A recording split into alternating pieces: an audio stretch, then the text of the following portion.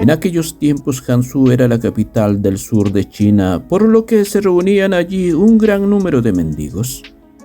Estos mendigos solían elegir a un líder al que se confiaba la misión de supervisar a todos los pedigüeños de la ciudad.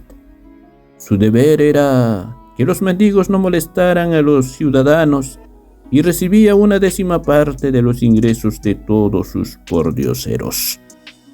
Cuando nevaba o llovía y los mendigos no podían salir a pedir, se ocupaba de que tuvieran algo para comer y también tenía que organizar sus bodas y funerales. Y los indigentes lo debían obedecer en todo. Resulta que el líder de los mendigos de Hanzhou en esa época era un hombre llamado Jim, en cuya familia el oficio había pasado de padre a hijo durante 7 generaciones. Lo que recibían mendigando lo prestaban con intereses y de esta manera la familia se había vuelto acomodada y finalmente rica. El viejo mendigo había perdido a su esposa a los 50 años y tenía una única hija, una muchacha a quien la llamaba la Niña de Oro. Ella era extrañamente bella y era la niña de sus ojos. Había estudiado mucho y sabía escribir, improvisar poemas y componer ensayos. También era hábil con las labores de costura, una diestra bailarina y cantante, y sabía tocar la flauta y la cítara. El viejo mendigo, como todo padre, deseaba que encontrara a un marido igual de ilustrado. Pero la muchacha, aún con tantas habilidades y belleza, como era un mendigo, las familias del lugar lo evitaban. Y con los que estaban por debajo de él, el viejo no quería tener nada que ver. Y por eso la Niña de Oro llegó a los 18 años sin compromiso. En aquel momento vivía en Hanzhou, cerca del Puente de la Paz, un erudito llamado Mosu. Tenía 20 años y era famoso en todas partes por su atractivo y talento. Sus padres habían muerto y era tan pobre que apenas conseguía sobrevivir. Su casa y sus propiedades habían sido hipotecadas o vendidas ya hacía mucho, por lo que el joven vivía en un templo abandonado donde pasaba hambre. Cierto día, un vecino tuvo compasión de él y le dijo: «Hay un acaudalado mendigo que tiene una hija a la que llaman la Niña de Oro, cuya belleza no tiene comparación. Y aunque el mendigo es rico y tiene dinero, no tiene ningún hijo que pueda heredarlo. Si te casaras con su hija, toda su fortuna terminaría siendo tuya. ¿No es mejor eso que pases hambre?», le preguntó. En aquel momento Mosu estaba pasando muchas penurias. Por lo tanto, cuando escuchó estas palabras, se alegró enormemente. Suplicó al vecino que hiciera de intermediario en la conquista. El joven visitó al viejo mendigo y habló con él. El mendigo comentó la cuestión con su hija, y como Mosu provenía de una familia buena y era además un hombre con talento e instrucción, ambos se sintieron muy satisfechos y aceptaron la proposición y se casaron. De esa manera Mosu se convirtió en miembro de la familia del mendigo. Su esposa le parecía hermosísima y siempre tenía comida suficiente y buena ropa, por lo que se sentía afortunado y vivía con su mujer en buena paz y armonía. El bajo estatus de su familia era una espinita que el mendigo y su hija tenían clavada, de modo que aconsejaron a Mosu que se esforzara en sus estudios. Esperaban que consiguiera hacerse un hombre y de este modo llevara respetabilidad a su familia. Le compraban libros viejos y nuevos, por muy caros que fueran, y siempre le daban dinero suficiente para que pudiera relacionarse con aristócratas.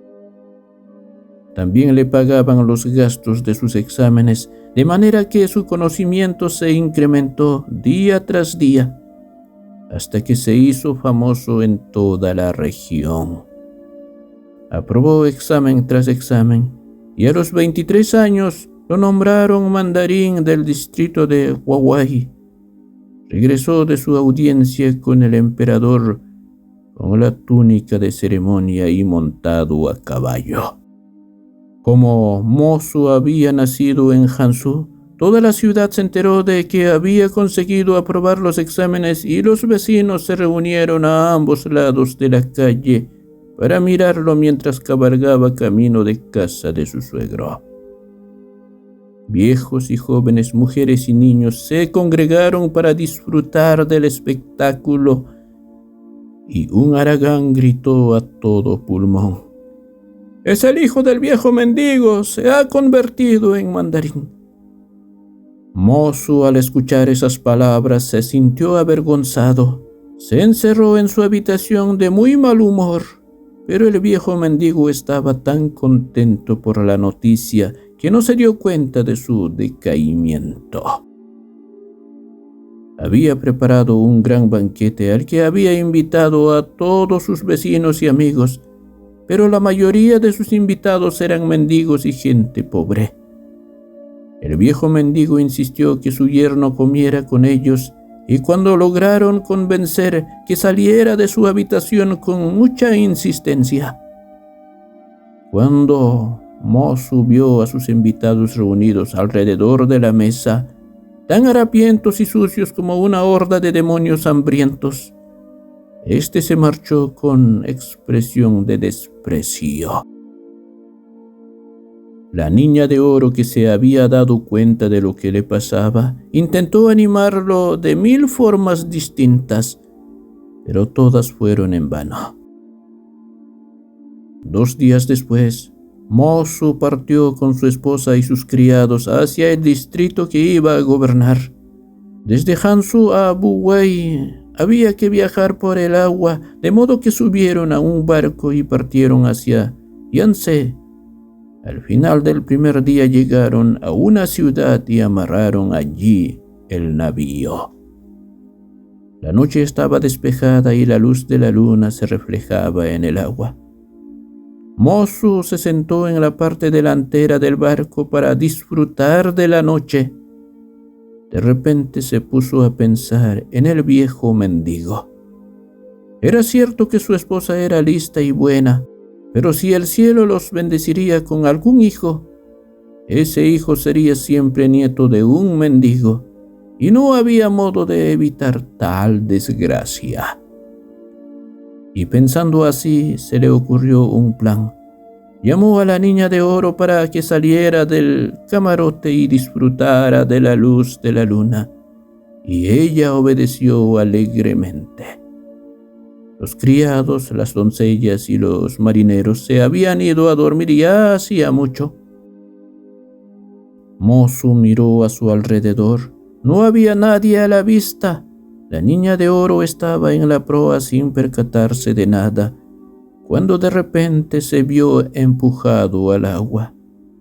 Entonces Mo Su fingió asustarse y comenzó a gritar: «Mi esposa ha tropezado, se ha caído al agua», gritaba. Cuando escucharon estas palabras, los criados corrieron para intentar salvarla.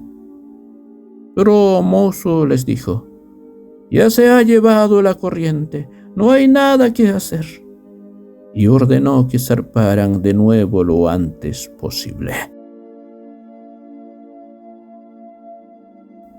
Pero para su suerte, el señor Hu, el mandarín que estaba a cargo del sistema de transporte de la provincia, estaba también a punto de jurar su puesto y había anclado en el mismo lugar.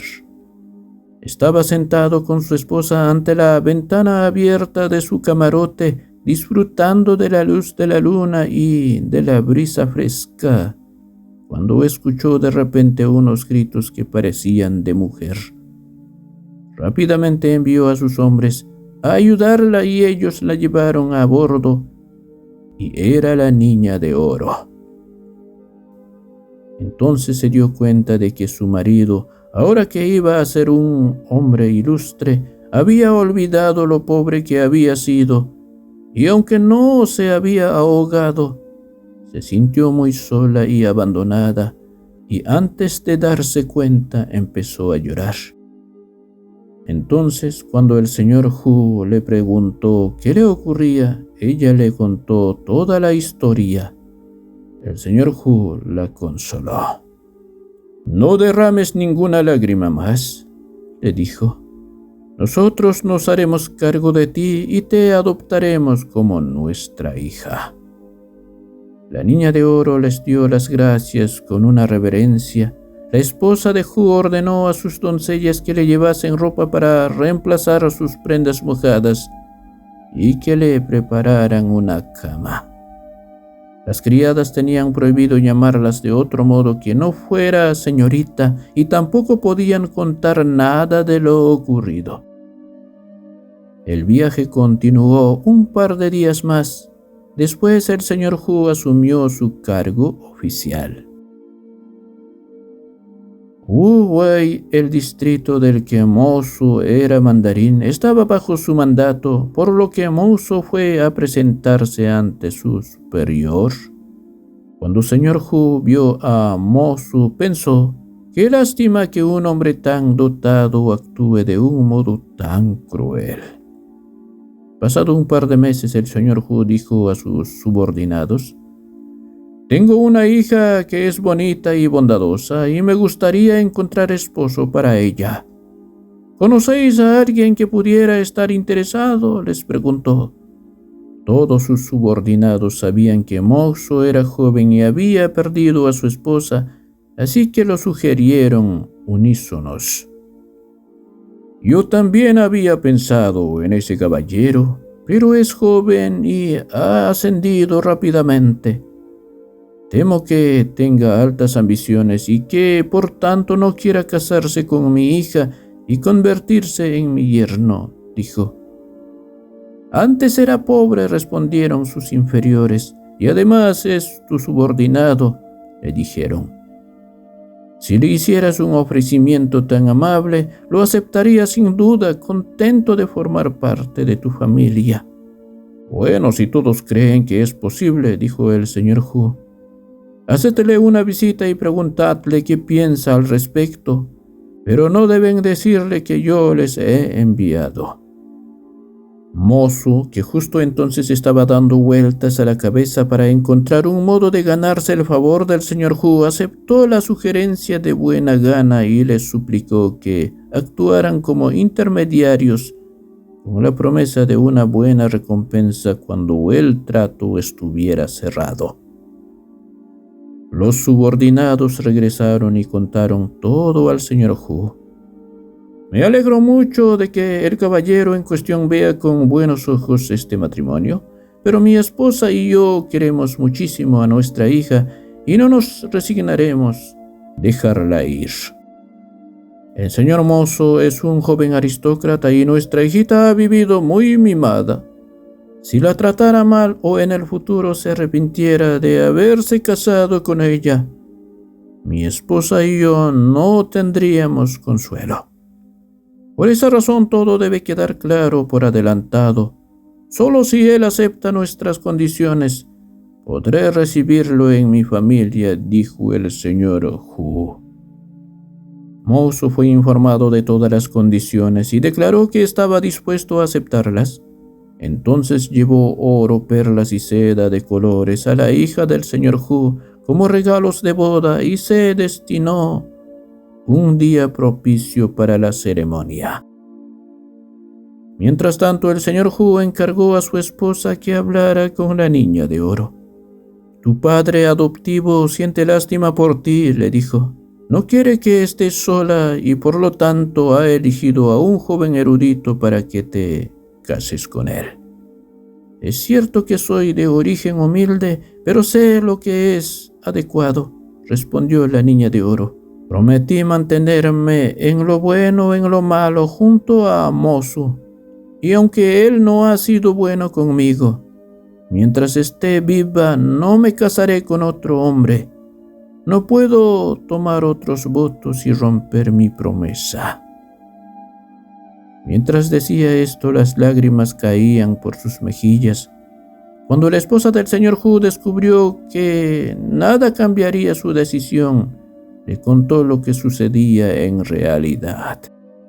«Tu padre adoptivo está indignado con la crueldad de Mosu», le dijo. «Aunque hará que se reúnan de nuevo, no ha dicho nada a Mosu que pueda llevarle a pensar que tú no eres nuestra hija.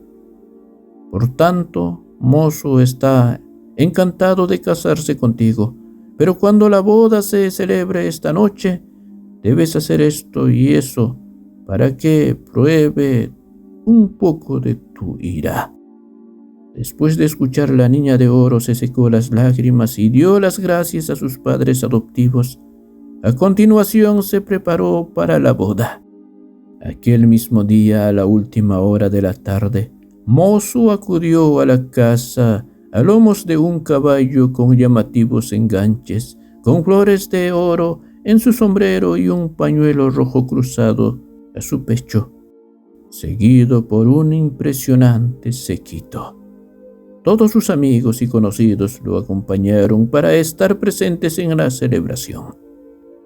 En la casa del señor Hu, todo había sido adornado con telas y lámparas de colores. Mosu desmontó en la entrada del salón donde el señor Hu había preparado un banquete. Y tras servir 3 rondas de vino, las doncellas invitaron a Mosu a seguirlas a las habitaciones interiores. La novia, cubierta con un velo rojo, entró acompañada de 2 doncellas. Siguiendo las instrucciones del maestro de ceremonia, rezaron a los dioses del cielo y de la tierra. Después entraron en la otra sala llena de velas de alegres colores donde habían preparado una cena nupcial. Mosu estaba tan contento como si hubiera subido al 7º cielo. Pero cuando quiso abandonar la habitación, 7 u 8 doncellas con bastones de bambú aparecieron a cada lado de la puerta y empezaron a golpearlo sin piedad. Le quitaron a golpes el sombrero de novio y le llovieron palos en la espalda y los hombros. Cuando Mosu gritó pidiendo ayuda, escuchó que una delicada voz le decía: «No tienen que matar del todo a ese desalmado novio mío. Díganle que venga a conocerme». Entonces las doncellas dejaron de golpearlo y se reunieron alrededor de la novia, que se levantó el velo. Mosu hizo una reverencia y bajó la cabeza. «¿Pero qué he hecho?», preguntó. Y cuando levantó la mirada descubrió que era su esposa, la niña de oro, quien estaba ante él. «¡Un fantasma! ¡Un fantasma!», gritó muerto de miedo, a lo que todas las sirvientas empezaron a reír a carcajadas. Al final entraron el señor Hu y su esposa. «Querido yerno», le dijo el señor Hu, «te aseguro que mi hija adoptiva, a la que encontré en mi viaje a este lugar, no es ningún fantasma». «He pecado y suplico piedad», gritó entonces Mosu, postrándose ante ellos. «Yo no tengo nada que ver en eso», señaló el señor Hu. «Si nuestra hijita se apaña contigo, todo estará en orden». «¡Tú, canalla desalmado!», exclamó la niña de oro. «Cuando te conocí eras pobre y no tenías nada.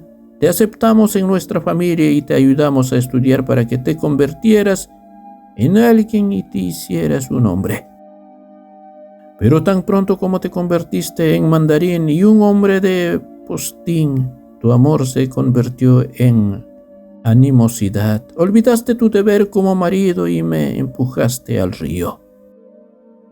Por suerte, de esta manera hallé a mis padres adoptivos. Ellos me sacaron del agua y me convirtieron en su hija.